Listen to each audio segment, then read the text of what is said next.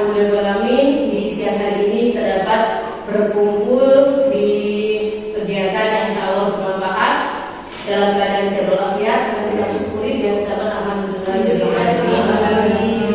Tak lupa selawat salam semoga tetap tercurahkan kepada junjungan kita Nabi Muhammad sallallahu alaihi wasallam. Allahumma shalli ala sayyidina Muhammad wa ala ali sayyidina Muhammad. Bapak Ibu yang kami hormati, di kesempatan kali ini saya mengucapkan terima kasih banyak atas panjenengan semua yang sudah meluangkan waktu pada kegiatan diseminasi pemahaman dan pengalaman tentang budaya positif yang akan saya sampaikan. Saya sendiri Sita Maha, CGP Angkatan 9 Kabupaten Blitar dari kelas 287A. Dan untuk mengawali kegiatan pada pagi dan siang hari ini, marilah kita buka dengan bacaan Al-Quran. Semoga acara pada siang hari ini nanti berjalan dengan lancar dan tidak ada halangan suatu apapun. Amin. Al-Fatihah.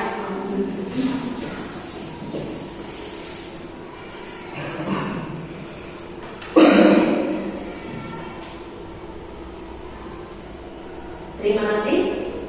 Oke, baik Bapak Ibu, ini waktunya rentan ya, sudah siang begitu. Untuk membangun ini semangat kita bersama, monggo Bapak Ibu kita berdiri semua. Kita akan bergoyang bersama-sama. Masih ingat ya kalau jargonnya Kabupaten Blitar itu apa? Maju bersama, sejahtera bersama. Kemudian kemarin juga kita sudah ini, apa itu memperingati hari itu kok ayam dan telur. Hari ini kita akan berjoget ayam.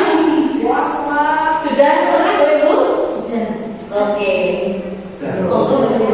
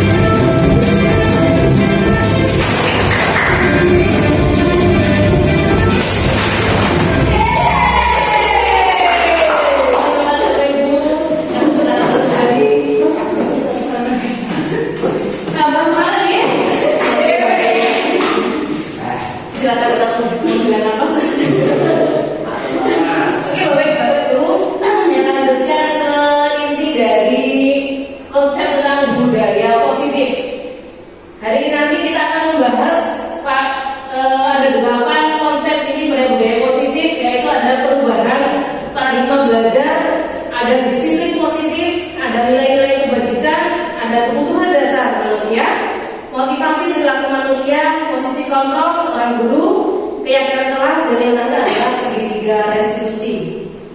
Baik Bapak Ibu, akan saya mulai dari pembelajaran dengan paradigma baru. Pembelajaran dengan paradigma baru merupakan pembelajaran yang berorientasi pada penguatan kompetensi dan pengembangan karakter yang sesuai dengan paradigma baru dimensi profil pelajar Pancasila. Baik Bapak Ibu, di paradigma baru ini kita kenal dengan pembelajaran dengan kurikulum merdeka. Pada kurikulum merdeka ini, intisari dari kurikulum ini adalah penguatan kompetensi dan pengembangan karakter yang sesuai dengan profil pelajar Pancasila. Profil pelajar Pancasila sendiri ada 6, seperti yang sudah kita ketahui bersama. Ada beriman, bertakwa kepada Tuhan Yang Maha Esa dan berakhlak mulia, mandiri, berkebinekaan global, bergotong royong, kreatif dan bernalar kritis. Baik Bapak Ibu, selanjutnya ini ada sebuah boleh kasus atau cerita dan sebagainya. Mari kita diskusikan bersama-sama. Ada kasus tentang cobalah buka. Anda adalah A. Tugas Anda adalah mengepalkan salah satu tangan Anda. Mari kita mengepalkan tangan masing-masing. Coba Anda bayangkan bahwa Anda menyimpan sesuatu yang sangat berharga di dalam kepalan tangan Anda. Anda perlu menjaga benda tersebut sekuat tenaga Anda karena begitu pentingnya untuk kehidupan Anda. Tugas rekan Anda, yaitu rekan sebelahnya OB begitu, adalah mencoba dengan segala cara untuk membuka kepalan tangan Anda. Teman Anda B boleh membujuk, menghardik, mengintimidasi, memarahi, menggoda, menggelitik, bahkan menawarkan Anda uang agar Anda bersedia membuka kepalan Anda dan sebaliknya. Sebaliknya maksudnya bertukar posisi, yang masih mulainya A kemudian berganti B dan seterusnya. Paham ya Bapak Ibu? Ya. Baik. Selanjutnya, yang pertama, apakah Anda atau B membuka kepalan tangan Anda? Mengapa? Apa alasan Anda atau B membuka kepalan tangan Anda? Kita bahas yang nomor 1 dulu. Ada yang mau menjawab? Coba. Nomor 1, apakah Anda atau A atau B gitu membuka kepalan tangan Anda? Tidak. Mas tidak? Tidak. Padahal ya tidak. B tidak. Kan B bukan A.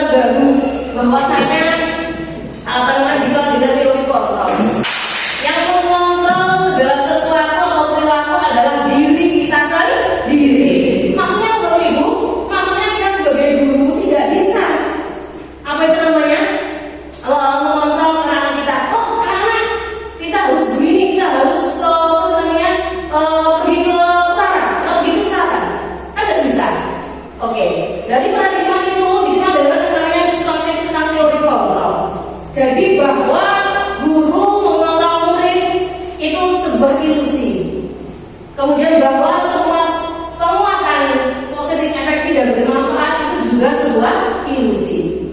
dasarnya semua yang ada pada diri kita sendiri, pada murid, pada guru, itu yang bisa mengontrol adalah diri kita sendiri. Kemudian bahwa ada kritik dan membuat kesan bersalah mampu menguatkan karakter, itu juga sebuah ilusi. Kemudian bahwa orang dewasa berhak memaksa, itu juga sebuah ilusi. Itu tergambar dari kita tadi, ada sebuah kepala yang sangat penting. Kemudian bagaimana teman kita apakah bisa mengontrol, ternyata itu sebenarnya sebuah ilusi. Kemudian misconception itu bagaimana kita merubah paradigma stimulus respon menjadi pendekatan teori kontrol. Jadi kalau pada teori kontrol, realita bahwa kebutuhan kita itu berbeda-beda, setiap anak memiliki kebutuhan yang berbeda-beda, tidak bisa kita samakan. Maksudnya misal begini, Raka sama Rani, apa kebutuhannya sama? Jelas sangat berbeda. Kemudian pada kontrol juga dikenal setiap orang memiliki gambaran yang berbeda. Kemudian kita berusaha memahami pandangan orang lain tentang dunia. Masing-masing dari masing-masing kita itu pandangan tentang dunia itu berbeda. Semua perilaku memiliki tujuan. Kemudian hanya Anda yang bisa mengontrol diri Anda sendiri. Anda tidak bisa mengontrol orang lain. Kemudian kolaborasi dan konsensus menciptakan pilihan-pilihan baru yang akhirnya adalah model berpikir menang-menang, bukan menang dan kalah. Tidak ada menang dan kalah pada teori kontrol. Nah, itu semua bertujuan bagaimana kita menciptakan yang namanya disiplin positif. Apa itu disiplin positif? Disiplin berasal dari kata disiplina, yang artinya belajar. Disiplin mengacu pada disiplin diri yang memiliki tanggung jawab terhadap apa yang dilakukan berdasarkan nilai-nilai yang diyakininya. Di sini ada kata-kata yang penting, yaitu tanggung jawab terhadap nilai-nilai yang diyakininya. Kemudian tujuan dari disiplin positif adalah menanamkan motivasi, Bapak Ibu. Jadi disiplin positif itu yang paling penting adalah menanamkan motivasi. Motivasi apa? Motivasi pada murid-murid kita yaitu untuk menjadi orang yang mereka inginkan dan menghargai diri sendiri dengan nilai-nilai yang mereka percaya. Itu adalah disiplin positif. Ketika murid-murid kita memiliki motivasi tersebut, mereka telah memiliki motivasi intrinsik, berarti motivasi dari dalam murid masing-masing yang berdampak jangka panjang. Motivasi yang tidak akan terpengaruh pada adanya hukuman atau hadiah. Jadi tadi kan kasus yang pertama tadi, coba buka, tadi kan ada iming-iming uang, bujukan, rayuan, atau nanti kalau nggak betul ada intimidasi, kalau nggak mau dibuka begini, itu tidak. Mereka akan tetap berperilaku baik dan berlandaskan nilai-nilai kebajikan karena mereka ingin menjadi orang yang menjunjung tinggi nilai-nilai yang mereka hargai atau mencapai tujuan mulia. Gitu Bapak Ibu, disiplin positif. Nah, nilai-nilai kebajikan yang mereka hargai dan mereka junjung itu apa saja Bapak Ibu? Untuk nilai-nilai kebajikan adalah sifat-sifat positif manusia yang merupakan tujuan mulia yang dicapai setiap individu. Jadi ada beberapa teori tentang nilai-nilai kebajikan, mulai dari yang kita kenal di kurikulum Merdeka, itu profil pelajar Pancasila. Kemudian dikenal juga dengan IPO, Primary Years Program. Ada sifat-sifat murid seperti toleransi, rasa hormat dan sebagainya. Ada nilai-nilai kebajikan yang dicetuskan oleh 9 pilar karakter oleh Indonesia Heritage Foundation atau IHF. Nilai-nilai kebajikan itu contohnya adalah cinta Tuhan, kemandirian, dan tanggung jawab dan seterusnya. Tetapi kalau yang kita kenal di kurikulum Merdeka itu adalah profil pelajar Pancasila. Sebenarnya profil pelajar Pancasila, Ibu atau IHF itu hampir sama ya Bapak Ibu, nilai-nilai kebajikannya. Mirip-mirip saja, cuma kata-kata yang berbeda. Baik Bapak Ibu, untuk tujuan mulia tadi, kemudian dikenal dengan namanya teori motivasi perilaku. Bagaimana seorang murid itu bisa memotivasi pada dirinya untuk melakukan sebuah perilaku. Perilaku motivasi ini namanya dorongan pada diri seseorang yang dilakukan secara sadar atau tidak untuk melakukan tindakan dengan tujuan tertentu. Misal saya mau mengerjakan karena tujuannya biar mendapat nilai dinilai atau biar tidak dimarahi guru. Itu tidak, Bapak Ibu. Jadi kalau namanya teori motivasi itu sadar bahwa yang dilakukan itu benar-benar bermanfaat dan diyakini akan melaksanakan namanya nilai-nilai kebajikan. Teori motivasi perilaku ada 3. Yang pertama yaitu menghindari ketidaknyamanan dan hukuman. Yang kedua mendapatkan hadiah atau penghargaan diri dari orang lain. Dan yang ketiga adalah menghargai nilai kebajikan diri sendiri.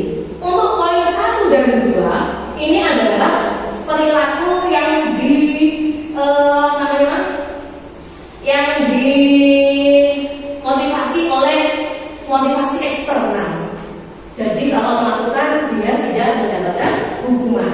Yang kedua, mau melakukan sesuatu karena ini dihargai atau untuk mendapatkan penghargaan. Ini juga motivasi namanya motivasi eksternal. Namun di poin yang ketiga, menghargai nilai kebajikan dari diri sendiri, ini adalah nilai yang muncul dari motivasi internal. Orang dengan motivasi ini akan bertanya, akan menjadi orang seperti apa apabila saya melakukannya.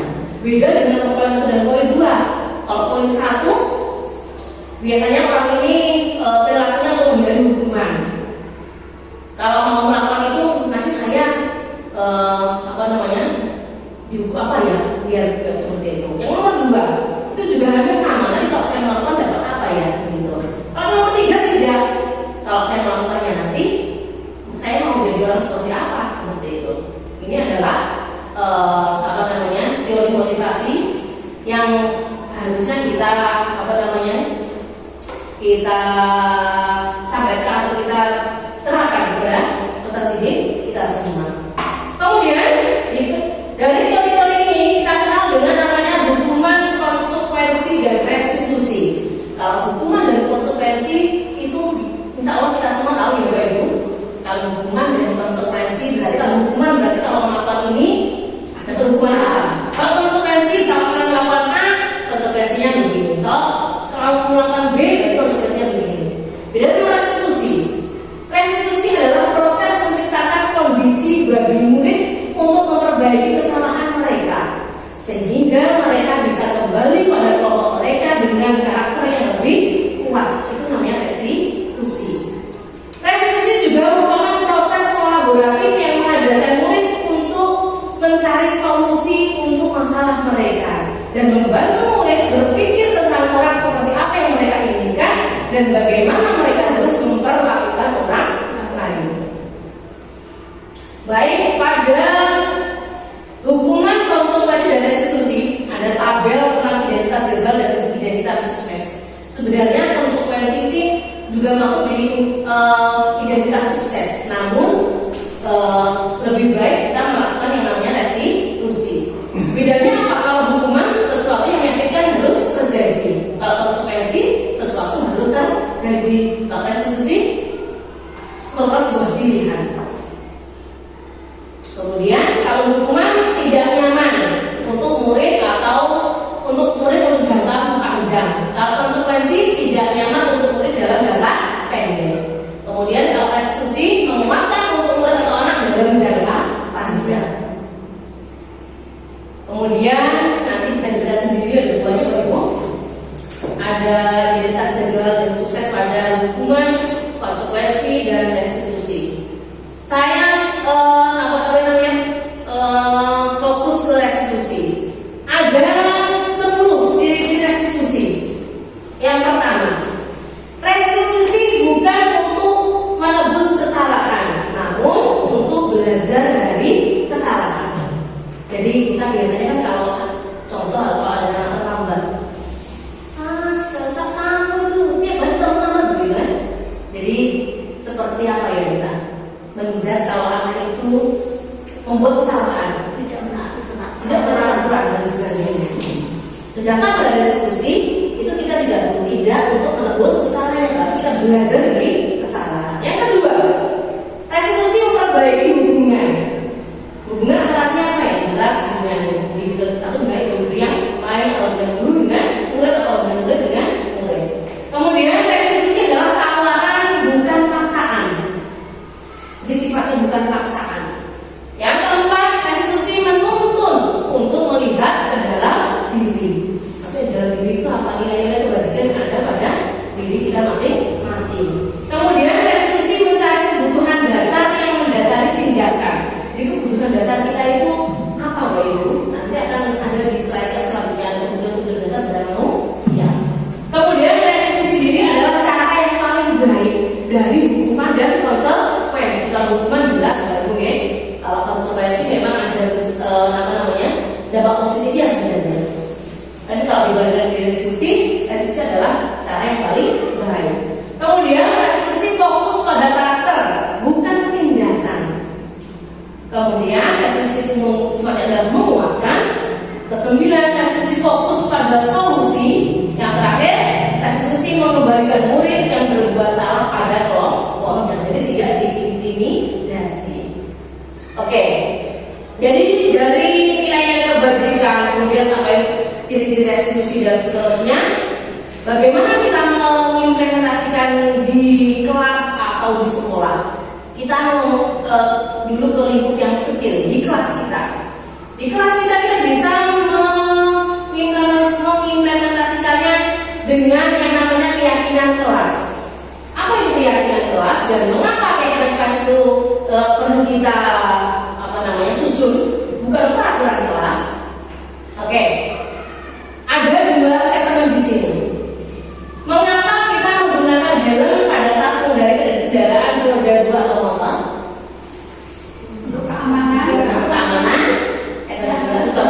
Kalau dulu itu takut kena tilang. Oke. Kalau dulu seperti itu. Kalau kita kerucutkan pada nilai-nilai kebajikan, berarti untuk mentaati peraturan. Keselamatan atau keamanan. Oke. Yang kedua, mengapa kita menggunakan masker dan cuci tangan secara saat? Kesehatan. Oke, baik. Pada keyakinan kelas itu adalah yang yang kita kembangkan adalah nilai-nilai kebajikan. Bukan membahas tentang hukuman atau peraturan kita lebih ke hukuman atau penghargaan begitu kan, ya? Misal Ibu, kalau kita itu sering di setiap hari, kalau tidak melaksanakan tiket kelas, biasanya kan kita dikasih hukuman kan, biasanya kita itu nomor Ibu, harus tiket selama 1 minggu. Tidak, itu membuat kita semua Ibu kita ubah dari peraturan kelas menjadi keyakinan kelas.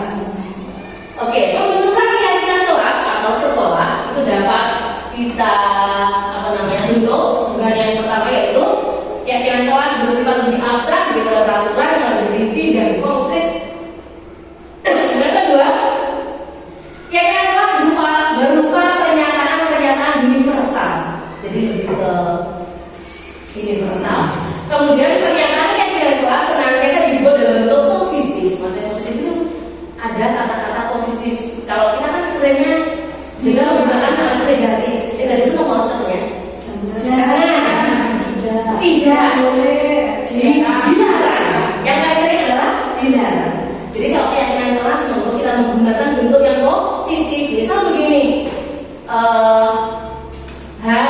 dilarang buang sampah sembarangan. Mari kita ubah menjadi pernyataan yang positif. Misal seperti ini. Kalau keyakinan itu kan harus mencetuskan keyakinan pada diri murid dan diri kita semua. Misal begini, kita bisa membuang sampah pada tempatnya. Itu sebuah kalimat positif dan sebuah pernyataan keyakinan. Oke, selanjutnya keyakinan kelas sebenarnya tidak terlalu banyak sehingga mudah diingat dan dipahami oleh semua warga kelas. Biasanya kalau kita menyusun peraturan kelas kan boleh berapa lembar gitu kan. Nah, maupun nanti kita bikin yang tidak terlalu banyak sehingga mudah diingat. Kemudian keyakinan kelas sebagai sesuatu yang dapat diterapkan di lingkungan tersebut. Jadi misal kalau kita setiap hari tidak membawa HP, jangan nggak usah dimasukkan di dalam keyakinan kelas kita. Kemudian semua warga kelas hendaknya ikut berkontribusi dalam pembuatan keyakinan kelas lewat kegiatan curah pendapat. Jadi semua anggota kelas kita harus kita ajak untuk menyusun keyakinan kelas. Bersedia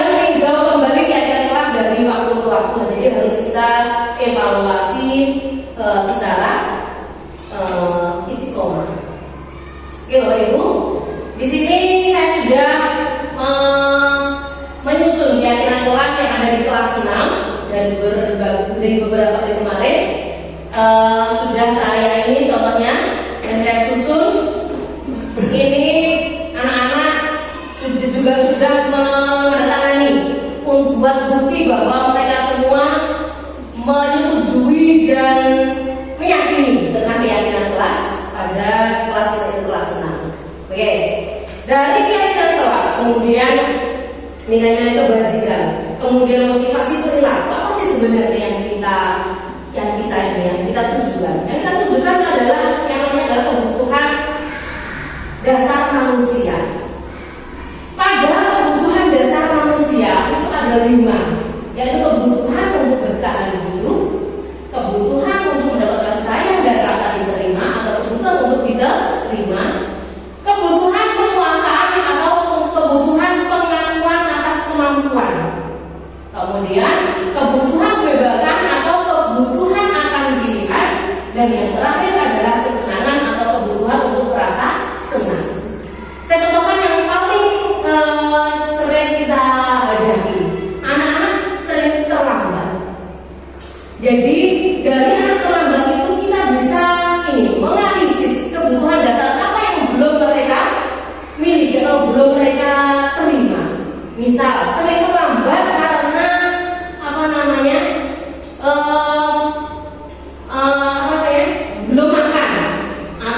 belum makan atau masih menunggu sarapan matang. Berarti kebutuhan dasar yang mereka inginkan adalah kebutuhan untuk bertahan hidup, yaitu makan. Jadi ada berbagai masalah yang timbul di anak-anak kita. Itu kemarin kita lihat kebutuhan dasar mereka, kebutuhan dasar mana yang belum mereka penuhi atau belum mereka miliki. Bisa saja dari kebutuhan dasar itu bisa saja belum terpenuhi, makanya anak-anak itu sering melakukan hal-hal yang dalam tanda petik membuat kita jadi berperilaku menghukum atau menyalahkan dan sebagainya. Itu di Bapak Ibu. Oke. Nah, dari itu semua kita sebagai Bapak Guru ada 5 posisi kontrol. Yang pertama yaitu menghukum, pembuat merasa bersalah, teman, pemantau, dan manajer. Dari 5 posisi kontrol ini, misalnya kita semua juga sudah mengerti ya Bapak Ibu, kalau penghukum kita kan sering ya Bapak Ibu ada anak yang terlambat. Anda tiap hari terlambat terus silakan lari di lapangan selama 10 kali. Itu namanya kita posisi penghukum. Kisah kalau membuat merasa bersalah. Aldi tiap hari kamu terlambat, begitu minta maaf dan seterusnya. Teman, berarti kita posisi bagaimana kita mendidikan dengan anak-anak. Kemudian memantau anak-anak itu perkembangannya seperti apa. Dan yang terakhir adalah manajer. Nah ini Bapak Ibu, posisi yang sangat diharapkan dari kita semua, yaitu posisi sebagai manajer. Kemudian dari 5 posisi kontrol tersebut, bagaimana kita bisa melihat dari identitas gagal dan identitas sukses. Kita lihat Bapak Ibu di tabel yang di depan ada perbedaan antara penghukum, pembuat merasa bersalah, teman, pemantau, dan manajer. Misal saat guru berbuat pada posisi penghukum, menghardik, menunjuk-nunjuk, menyakiti, menyindir. Itu kalau kita berada pada posisi menghukum. Kalau kita berada pada pembuat merasa bersalah, guru berbuat itu berceramah, kemudian menunjukkan kekecewaan mendalam. Ini berarti kita berada pada posisi pembuat merasa bersalah. Kalau kita membuatkan alasan-alasan untuk murid-muridnya, kita menganalisis alasan-alasan itu, berarti kita pada posisi teman. Kalau memantau, menghitung dan mengukur, kita menghitung habis sudah berapa kali ini terlambat, 10 kali. Itu berarti ada pada posisi pemantau. Dan yang terakhir posisi manajer itu adalah mengajukan pertanyaan. Kita mengidentifikasi kebutuhan apa yang belum mereka dapatkan, belum diperoleh. Kemudian kalau guru berkata, kalau kamu tidak melakukannya, saya akan seperti itu. Saya akan menghukum kamu. Lari di lapangan 10 kali. Itu namanya penghukum. Kalau manajer, kita bandingkan Bapak Ibu dari penghukum sampai ke manajer. Kalau manajer, apa yang kita yakini? Apa kamu meyakini hal tersebut? Kalau kamu meyakini, maka kamu perbaikinya dari selanjutnya. Gitu Bapak Ibu. Saya lanjutkan pada hasil. Hasil dari posisi kontrol penghukum sampai manajer, kita bisa lihat kalau pada posisi penghukum, anak atau murid nanti kita menjadi pemberontak, pendendam, menyalahkan orang lain. Kalau membuat orang bersalah, menyembunyikan, menyangkal, berbohong. Kalau teman, ketergantungan dengan sama gurunya atau sama sesama temannya. Pemantau, menyesuaikan bila dia pasti. Kalau gurunya masih gak fokus, ya sudah. Kalau manajer, si anak biasanya adalah menguatkan otak atau karakter. Begitu luar biasanya hasil kalau kita memposisikan diri kita sebagai seorang manajer. Oke, tidak saya bacakan semua ya Bapak Ibu, nanti monggo dibaca sendiri. Ini saya putarkan sebuah video untuk kita semua melihat, kemudian kita nanti menebak di posisi apa kasus ini.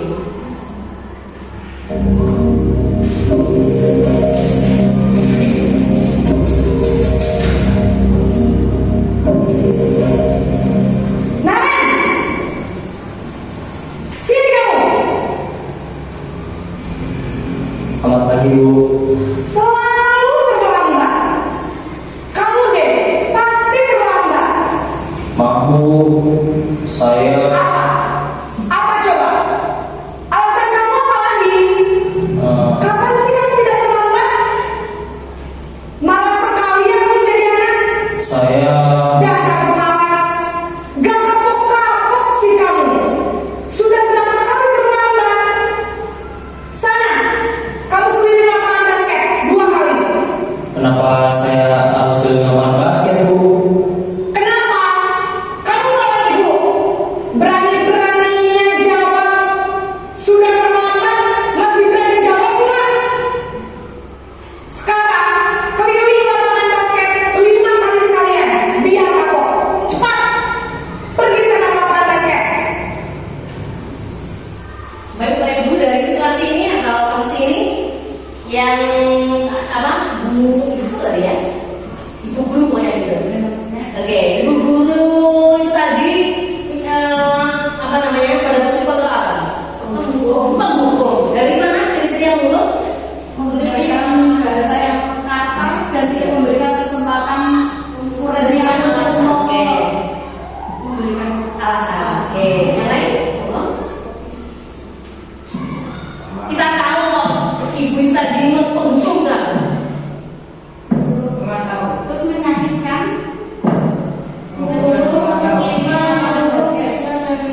Oke.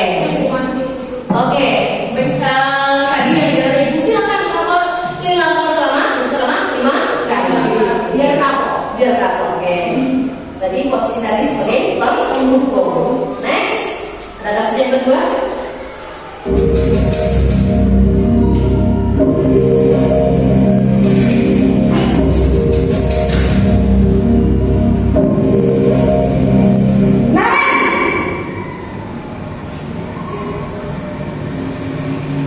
Selamat pagi Bu. Naren. Kamu kenapa terlambat lagi, nak? Ya Tuhan, Naren. Kamu senang ya bikin ibu susah ya? Kalau kamu terlambat lagi, nanti ibu yang ditegur bapak kepala sekolah, nak.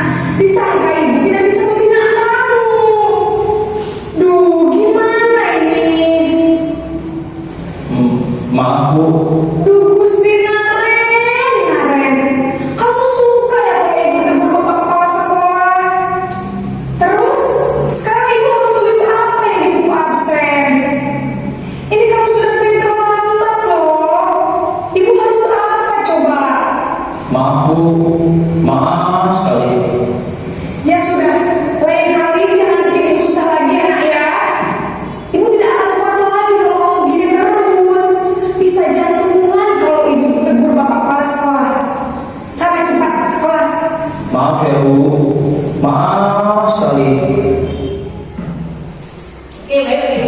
kasus yang kedua, pembuat bersalah. Mungkin alasannya?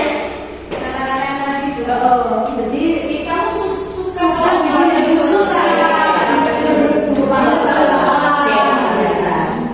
Ada yang terakhir kasus yang ketiga.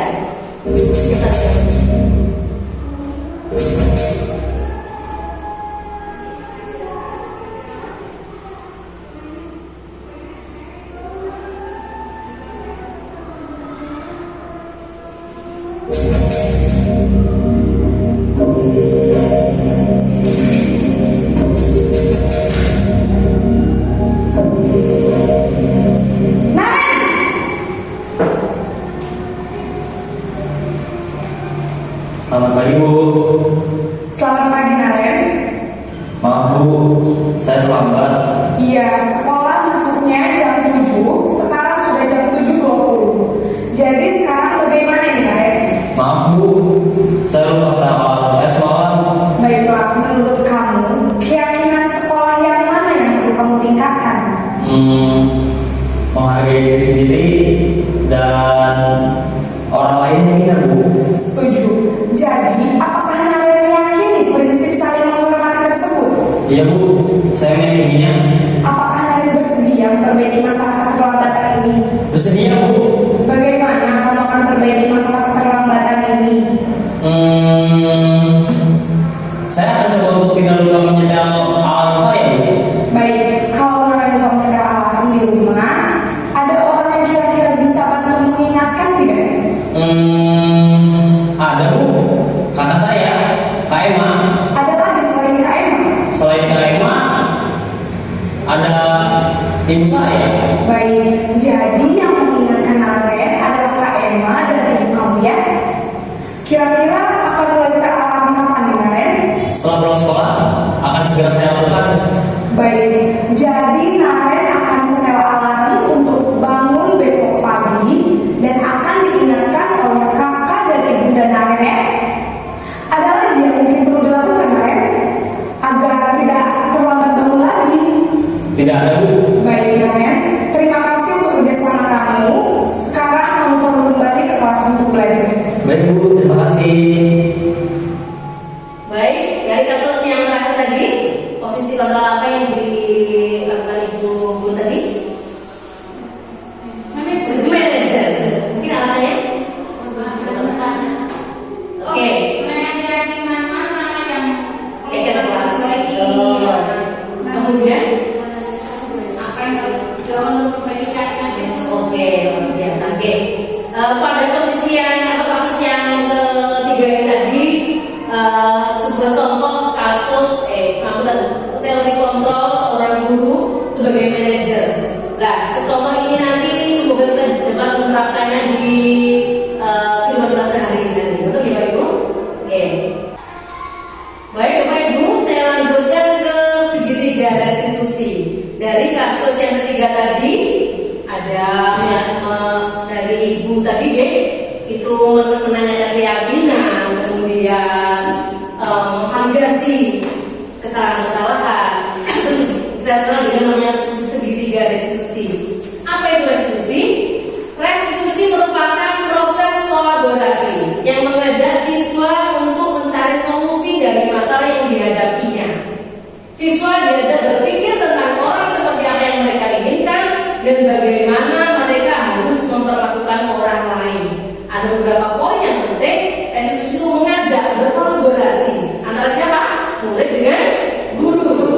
Kemudian mencari solusi, kemudian berpikir tentang apa yang mereka inginkan dan bagaimana memperlakukan orang lain. Pada segitiga restitusi, segitiga yaitu yang pertama menstabilkan identitas. Kalau di kasus yang tadi di video yang tadi menstabilkan identitasnya dengan bagaimana Bapak Ibu? Apakah Naren yakin gitu kan? Atau begini, kenapa kok Naren terlambat lagi gitu kan? Ya kan Naren menjawab dengan alasannya begitu kan? Kemudian yang kedua, validasi tindakan yang salah. Oke Naren, memang setiap anak itu bisa melakukan sebuah kesalahan. Bagaimana kita untuk memperbaikinya? Itu contoh dari validasi tindakan yang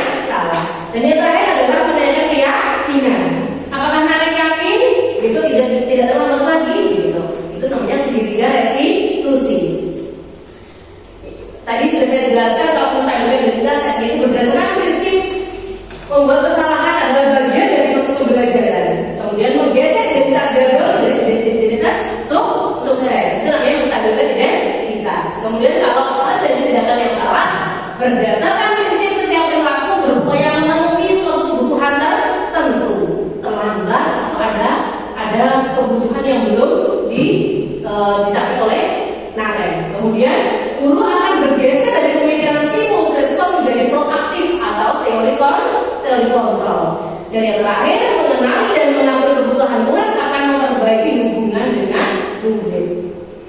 Itu validasi tim. Dan yang terakhir dari segitiga resolusi yang terakhir adalah menanyakan keyakinan. Murid akan diberi pertanyaan-pertanyaan bermakna untuk memunculkan motivasi secara intrinsik. Ini adalah kesadaran bahwa kalau kita susun ada tadi, kesadaran bahwa terlambat itu adalah tindakan yang kurang benar. Bagaimana memperbaikinya biar tidak terlambat lagi? Itu namanya menanyakan keyakinan. Dan terakhir, murid mampu mengaitkan keyakinannya dengan tindakan yang salah. Ternyata begini ini yang saya lakukan adalah salah. Dan yang terakhir Bapak Ibu, saya akan mengusahakan segitiga restitusi yang sudah saya lakukan pada salah satu murid, yaitu yang kita kita kenal semua, yaitu Felita.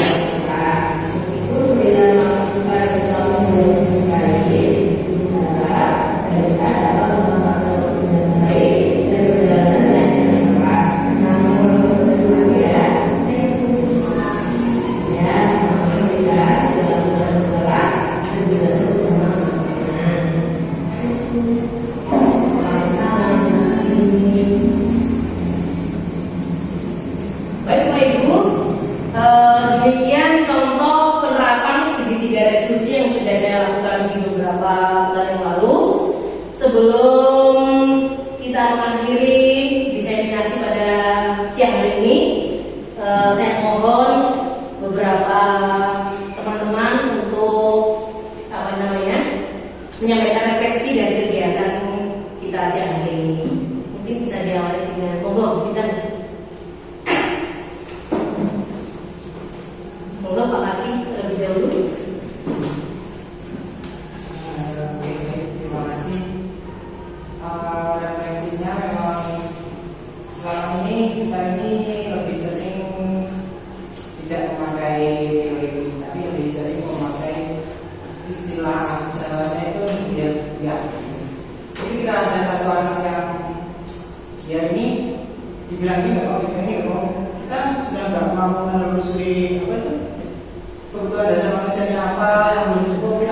ngejudge anaknya memang begini, anaknya memang begini. Nah, kita itu memakai kacamata awam.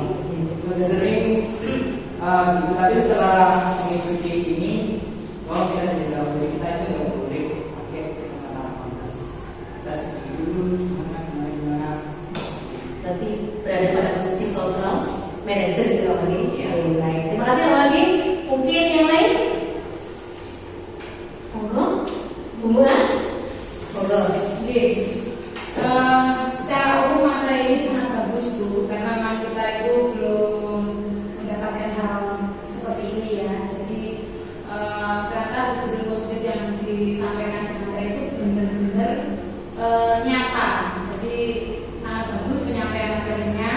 Kemudian ditambah lagi video-video real sehingga itu menggambarkan bahwa ketika pada saat pembelajaran di sekolah itu kondisinya seperti itu, dan itu sangat membantu kita. Ya, terima kasih materinya cukup keren. Terima kasih. Oke, terima kasih Bu Muas atas refleksinya. Mungkin saya kira cukup ya Bapak Ibu buat refleksi pada siang hari ini. Semoga dengan sedikit materi pada diseminasi saya siang hari ini dapat memberikan manfaat untuk kita semua, dan semoga kita dapat menerapkan budaya-budaya positif pada sekolah kita tercinta. Amin amin ya Rabbal alamin. Oke, baik, sebelum saya akhiri memang kita akhiri dengan kegiatan hari ini dengan data alhamdulillah bersama-sama. Alhamdulillah ya Rabbal alamin. Terima kasih banyak atas waktu yang diberikan. Saya akhiri. Assalamualaikum warahmatullahi wabarakatuh. Waalaikumsalam.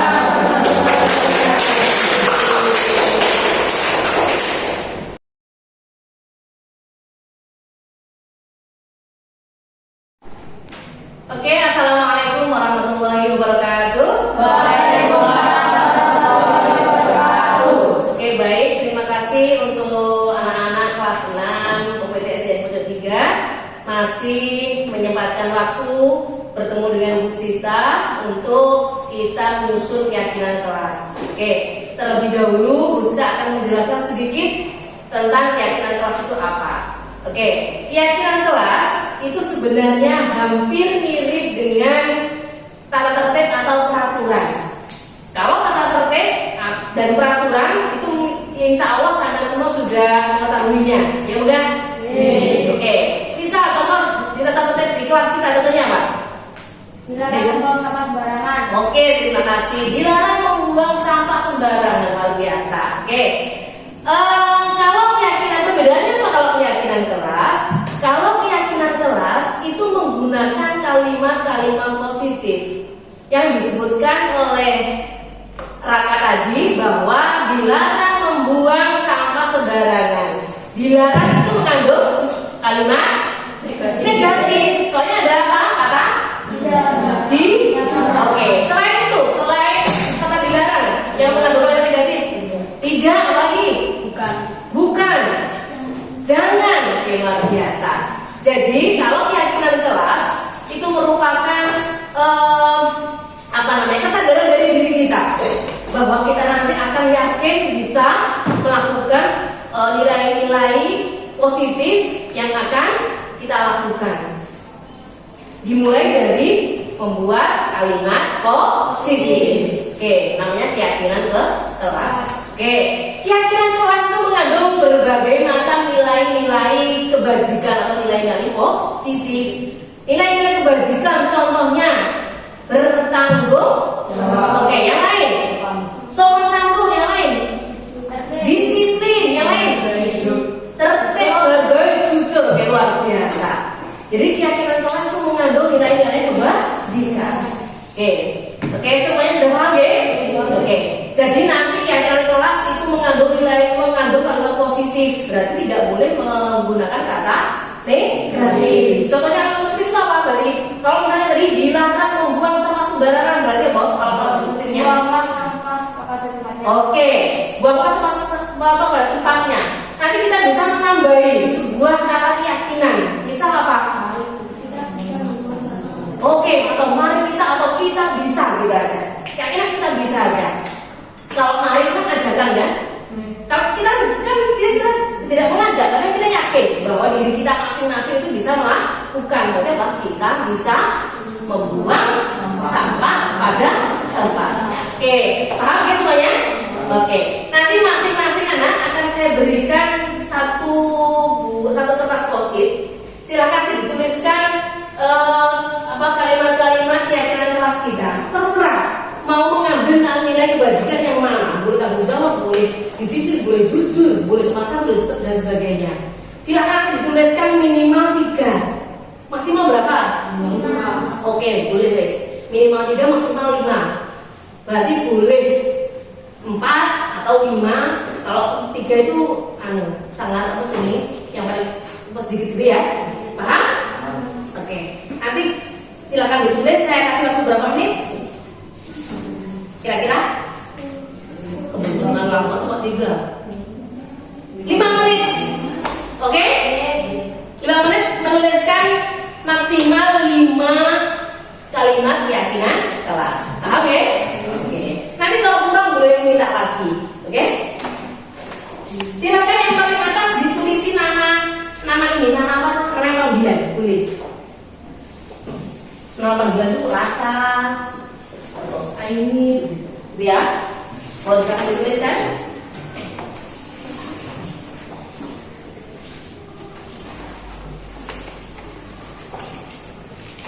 Silakan dituliskan yang sudah dapat kertas post-itnya.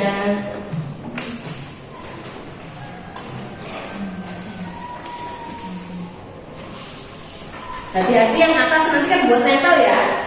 Jangan sampai klipnya nanti habis.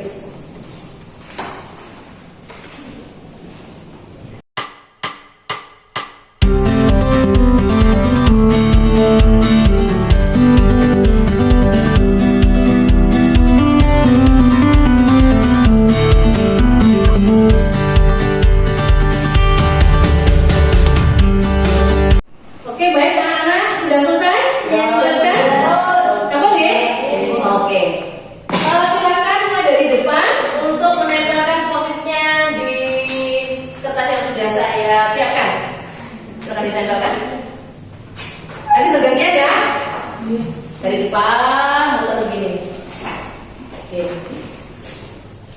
Oke, baik. Oke, lanjut terus. Oke, terus dilanjutkan.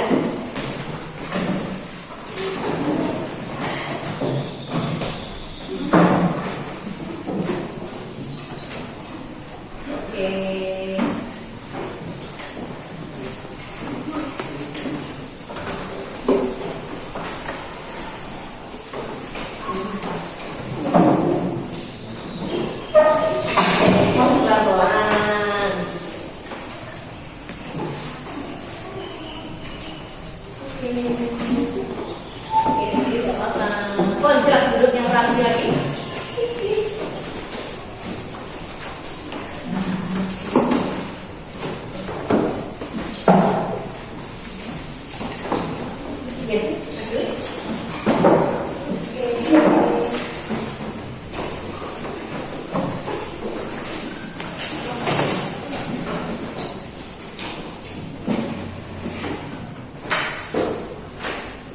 Oke, kita akan membatas sebentar.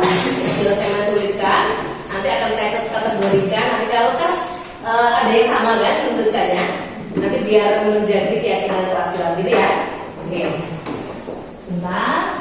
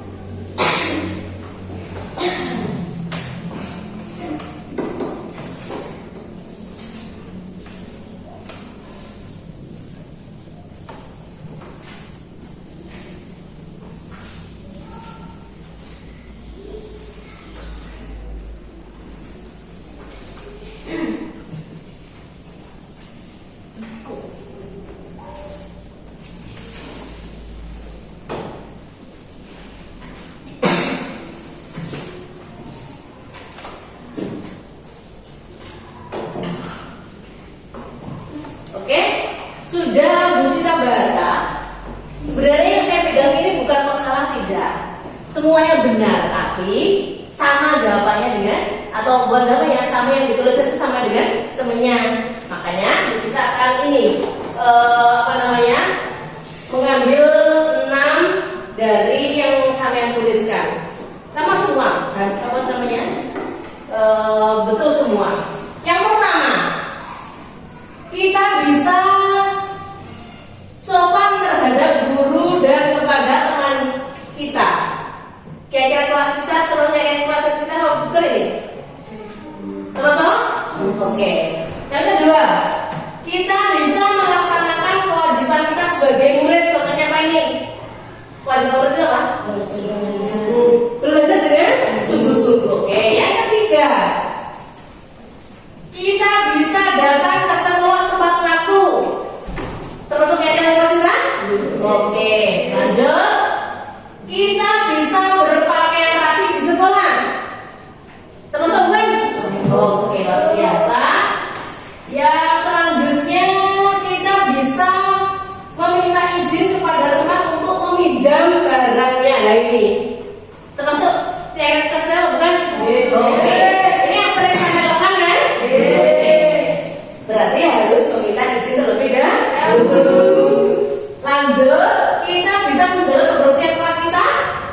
Termasuk bukan? Termasuk. Selanjutnya, kita bisa jujur kepada guru dan teman kita. Termasuk? Oke. Jujur itu berarti apa? Berkata yang sebenar. Oke, luar biasa. Kita bisa menghargai guru yang sedang mengajar di kelas. Menghargai dan menghormati. Oke, selanjutnya apa ini? Kita bisa membantu teman yang kesulitan. Betul? Termasuk? Oke, baik anak-anak, kita sudah menuliskan keyakinan kelas kita. Sangat luar biasa yang saya tuliskan. Semoga kita semua dapat melaksanakan keyakinan kelas yang sudah kita buat bersama. Sanggup? Sanggup? Oke, luar biasa. Dan untuk sebagai tanda kalau kita sudah menyetujui keyakinan kelas kita, silakan nanti bertanda tangan di bawahnya sini, gitu ya. Satu-satu maju untuk sebagai tanda kalau kita sudah menyetujui, gitu ya. Oke, terima kasih. Silakan nanti ini tanda tangan satu. Sebelum nanti semuanya tanda tangan, saya tutup dulu. Terima kasih banyak atas kesempatannya sudah menyusun keyakinan kelas kita. Oke, terima kasih. Wassalamualaikum warahmatullahi wabarakatuh. Oke, silakan yang pertama. Nama, panggilan bisa tanda tangan dulu ya. Nama, tanda tangan, nama, tanda tangan. Oke, selanjutnya ya banyak aja nih, banyak spidolnya kok. Yuk, bareng-bareng. Yuk. Oke, lanjut. Nih. Stop dulu. Boleh di sini juga boleh. Oke, di sini juga boleh.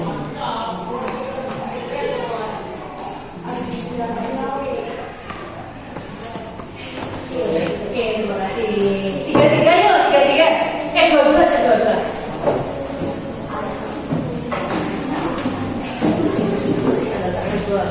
Apa itu? Datangnya besar juga boleh. Besar. Yuk, tanda tangan.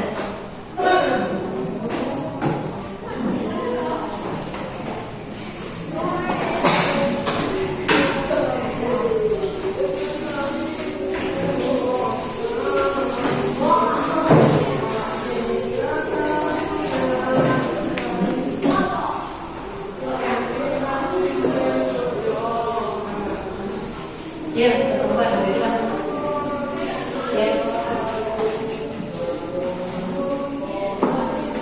Ya, dua-dua ya.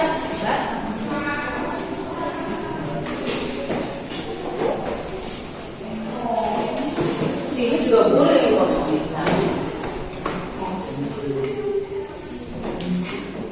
Ya, lanjut.